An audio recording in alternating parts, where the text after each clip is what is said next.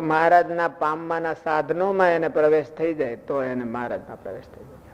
એનો અર્થ મહારાજને પામવાના સાધનો આ બધા છે ને, સેવા, ભક્તિ, ઉપાસના, નિષ્ઠા, એ બધી એમાં એને પ્રવેશ થઈ જવો જોઈએ.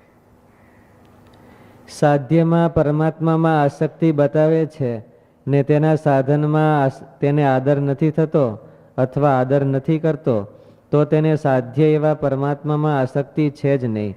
તે ઉપરથી છે જ નહીં ને ઉપરથી બતાવે છે.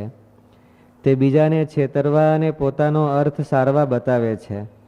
માટે મહારાજ કહે, કથા આદિકમાં જેનો પ્રવેશ એટલે કે કથા આદિકમાં આસક્તિ થાય તેનો ભગવાનમાં પ્રવેશ થાય છે.